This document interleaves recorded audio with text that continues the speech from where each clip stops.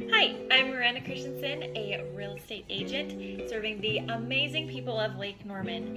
Today I am excited to talk about how to buy a home and sell a home simultaneously. Most first-time home sellers never think about how tricky this can be until they do it. Buying a new home while you're still living in your current home can create a long string of dominoes. And if just one of these fails to fall over, the whole thing could fall apart. So I'm going to walk you through the entire process to ensure that all of the pieces come together to work easily for you.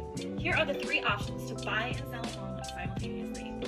Option number 1, closing contingent. Most homes are sold on a contingency. In this case, you would put an offer in on a new home, but you would only be obligated to buy it if the sale of your home went through. In essence, if your buyer falls through, you reserve the right to back out of your contract to purchase a new home.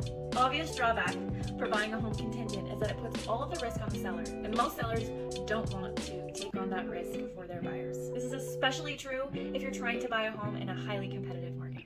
Option number 2, you could own both homes temporarily. This is a viable option if you can afford to carry 2 mortgages. In this case, you would get a mortgage on the new home and wait to move out of your current home. This process is super helpful if your new home needs renovations before you can move in.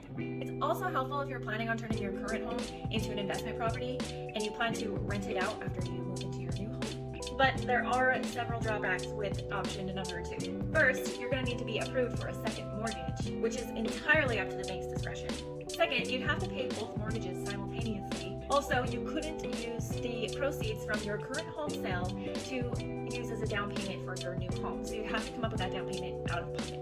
Option number 3, rent a home. Most home sellers are unaware that they can stay in their current home after it sells by renting it back from the buyer.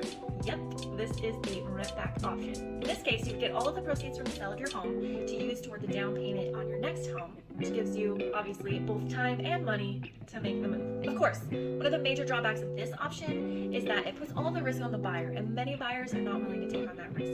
It also prolongs time needed for them to move into their new property. Again, buying a home when you need to sell a home can be tricky business. Orchestrating a transaction like that is an art form. You need a great real estate agent who can guide you through the entire process. If you have any questions about anything that I covered today, or you're looking to make a move, you can message me here or text me at 704-951-4017. I'm always happy to help. Thank you so much for joining me today, and I'll see you next time.